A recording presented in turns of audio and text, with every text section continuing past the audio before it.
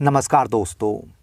आए दिन ये फिल्मी नचनियाँ कभी देश विरोधी बयान देती हैं, कभी एक धर्म को टारगेट करती हैं तो कभी देश की सेना को। ऋचा चड्ढा फ्लॉप एक्ट्रेस है। ऋचा चड्ढा ने अभी एक ट्वीट किया जिससे विवाद जो है शुरू हो गया और उसे बहुत ज़्यादा ट्रोल किया गया। दरअसल भारतीय सेना के उत्तरी कमान के head lieutenant general Upendra Dwivedi ने अभी जो है एक बयान दिया था। उन्होंने कहा था कि अगर भारत सरकार आदेश देती है तो हम पाकिस्तान से पीओके वापस लेने को पूरी तरह से तैयार हैं। हम सरकार के आदेश का इंतजार कर रहे हैं। इसके बाद उन्होंने कहा अगर पाकिस्तान सीज फायर का उल्लंघन करता है तो हम उसका भी मुंह तोड़ जवाब देंगे। सेना प्रमुख का ये बयान ज़रूरत थी या नहीं थी, ये एक अलग मुद्दा है, लेकिन सेना प्रमुख के इसी बयान पर रिप्लाई करते हुए ऋचा चड्ढा ने लिखा गलवान सेज हाय। यानी ऋचा ने जो है गलवान घाटी पर हुई झड़प में शहीद सैनिकों का मजाक उड़ाया था। अभी कुछ समय पहले गलवान घाटी में भारत और चीनी सैनिकों की झड़प हुई जिसमें जो है हमारे 20 से ज़्यादा सैनिक शहीद हो गए थे, लेकिन चीन के सैनिक भी उसमें मारे गए थे।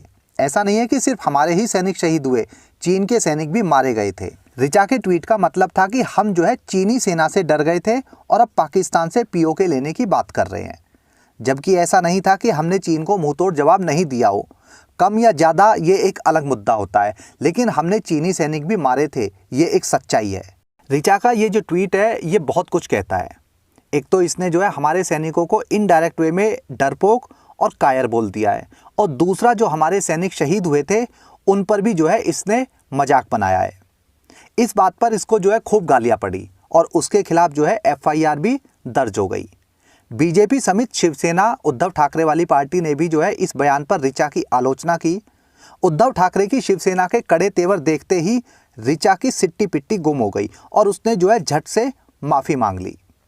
ऋचा ने ट्वीट किया कि अगर मेरे ट्वीट से किसी को बुरा लगा हो तो मैं माफ़ी मांगती हूँ। मुझे भी सैनिकों के शहीद होने का दुख है।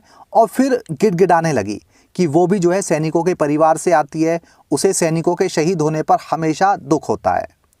ऋचा हमेशा से सैनिकों और देश के खिलाफ बयान देती रहती है, ये कोई नई बात नहीं है। इसने इस बार माफ़ी मांगी तो उद्धव ठाकरे की पार्टी के डर से।